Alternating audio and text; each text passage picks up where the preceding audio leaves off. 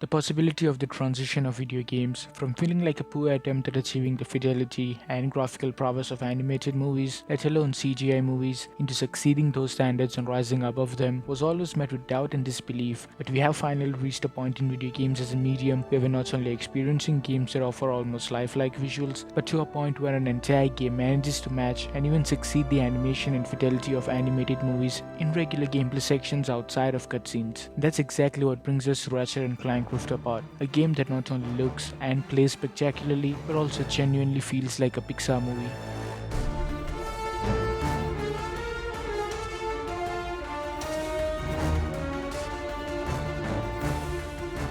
Rift Apart was my first Ratchet and Clank game, so when Sony told me that I would have to dish out $70 if I wanted to experience this game, I was understandably a little bit skeptical because I rarely play games that seem to be targeting a younger audience, and also because this was my first introduction to a long-running franchise that dates all the way back to the PS2 era. But when Insomniac shows you this beautifully crafted world with next-gen bells and whistles attached, you basically owe it to yourself to go out, stand in a line, and wait for the game to come out at midnight just so you can play it as early as possible. You can also just buy it online, but I wanted to sound dramatic. From the beginning hour itself, the game starts boasting its capabilities by introducing this huge sequence with multiple levels and various different assets streaming in and out all around you. From huge buildings and inflatables to crowd density and an array of assets appearing and disappearing from your screen, it creates a spectacle that only hints at the true capability of how much of a visual showcase this game is going to be. When people say that this game is nothing like they have ever experienced before, this is exactly what they are talking about. You could just be walking around in an area and you can witness all these assets being streamed into the game continuously. You can see various rifts opening and closing at a distance, cars moving in and out of existence, multiple dynamic lighting and foliage all around you, traveling to one end of the map to the other end, and sometimes to entirely new explorable areas in a matter of seconds. Combining all of these aspects together creates a world around you that doesn't pull its punches and makes the locations pop out, filling them with a sense of being alive that no other game has achieved yet.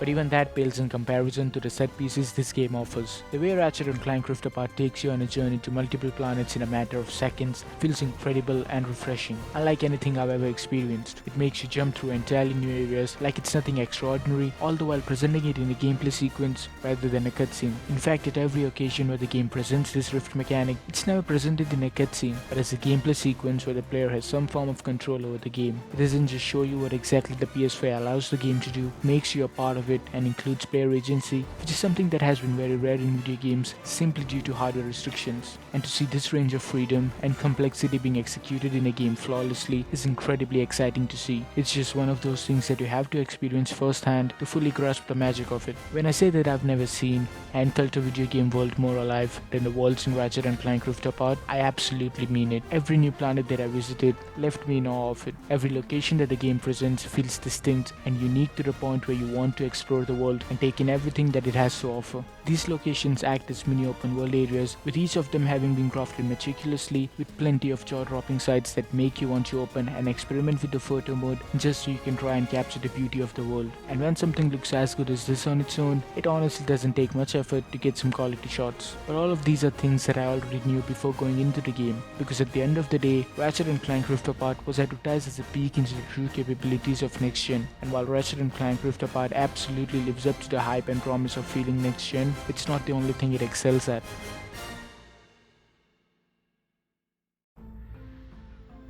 There's something special about a story that manages to captivate a wide range of audience from kids to full-grown adults. Something akin to a common link that everyone can enjoy together without the need to worry about the themes it may present. Something that is both innocent and complex at the same time. Ratchet and Clank Rift Apart tries to tell a similar story with those exact things in mind and absolutely knocks it out of the park when it comes to the execution. It presents a narrative in a way that captivates you no matter how old you are. It's silly enough to captivate the younger audience and make them laugh, yet also clever enough to get a chuckle or two out of adults. It is lighthearted with its overall themes, with enough emotional intelligence tied up to build up to major payoffs throughout the game. It presents an easy to follow narrative while also adding complex character journeys. Rift Apart is a perfect mix of everything that appeals to a wide range of age groups, that holds true to its premise of being a game that anyone can pick up and enjoy. Yet the thing that impressed me the most were the characters themselves. This was my first Ratchet and Clank game, and as such, I had absolutely no connection or understanding of these characters. Keeping that in mind, Rift Apart starts off the game by providing you with all the context that you might require. It immediately presents its narrative that it has been quite a while since Ratchet and Clank have had the chance to be heroic, and then proceeding to provide a quick summary of events that have happened over the course of previous games. It quickly sets the overall theme of the game by introducing a feeling that all of us have experienced at some point or another, of the desire to be better and the insecurities and self-doubt that comes along with that, and the ability to overcome those fears and rise stronger than ever before. This theme remains constant throughout the narrative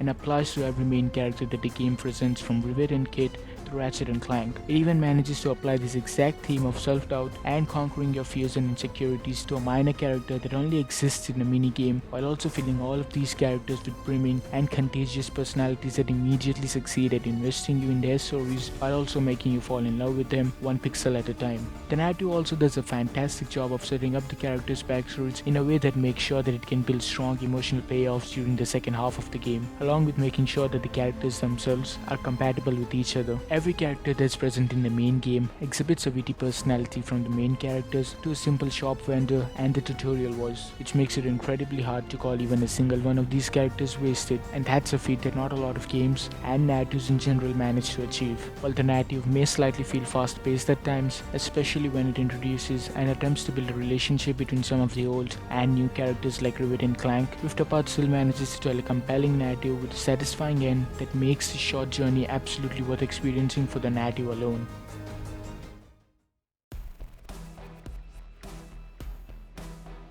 But if story-driven games aren't your cup of tea, Rift Apart also features one of the most fluid, seamless, and engaging gameplay systems I've ever seen. Just like the visual showcase that I talked about during the beginning parts of this video, the gameplay of Rift Apart is partly made special by just how much it is willing to push the limits of what exactly is possible in a video game. The minute-to-minute combat sequences are the aspects that hugely benefit from the fluidity and seamless nature of the game. In fact, it feels fluid to the point where it is honestly hard to differentiate it from a pre-rendered footage you might see in other games. Using the dash mechanic, shooting, making use of the portals to instantly transport yourself across to the other end of an area feels incredibly smooth and cinematic at the same time. There were times where I honestly found myself in disbelief at what was actually being presented to me because it felt so real and unbelievable. With a whole host of enemies on your screen, ranging up to higher double digits in specific scenarios, along with more than a dozen of different weapons that you can instantly cycle through, and with the previously mentioned portals, there truly is no such thing as a dull moment when it comes to engaging the mechanics of this game. A huge portion of the fun factor present in Rift Apart is solely due to the various different and unique weapons that the game provides for you to experiment with. Every single one of these weapons gives you a distinct feel, along with making sure that they can be used strategically to handle the different enemies the game throws at you. From weapons that are more suitable for crowd control to heavy hitters, it structures the combat sequences in a way that you're almost forced to play around with the arsenal provided to you by the game. The way progression for these weapons work only solidifies that feeling of forcing you to try out and experiment with different weapons, because the game takes the RPG route where the more you use a specific weapon, the more proficient you get at it, unlocking slots for upgrades which utilize a resource found while exploring and taking down boss enemies. The game makes sure that the exploration part of the gameplay mechanic doesn't interfere the flow of the game by already marking these resources on your minimap should you choose to pursue these upgrades. While everything I mentioned up until this point more or less is part of the core gameplay mechanics, there are optional objectives with their own little gameplay loop enclosed within as well. This mostly play out as one-off sequences, such as helping a dragon-like creature gather food, or using the speed boosters the game provides to explore a huge map and chase resources. While not too dissimilar from the usual gameplay loop, I found these to be refreshing during regular intervals, keeping the experience fresh. There isn't much to criticize relating to the gameplay side of things other than the puzzle sequences that you have to complete as Clank. While some of these puzzles did manage to make me think and take a step back to analyze what was presented to me, they mostly play out in a similar fashion, where if you have completed even one of these puzzles, you've pretty much seen all it has to offer. It certainly is the only part of the gameplay mechanics where I felt that things got a bit stale, the only saving grace being the dialogue that explores Clank's character a bit more in depth. Aside from that, there's also quite a bit of jank that's present in the game as of writing this review. While the glitches I faced were not major in any way, can sometimes get in the way of an otherwise incredibly smooth gameplay experience. But despite those issues, Ratchet and Clank Rift Apart is a must-play experience because it showcases the capabilities of the PS5. The fun gameplay mechanics and engaging narrative is just a cherry on top of this magnificent cake.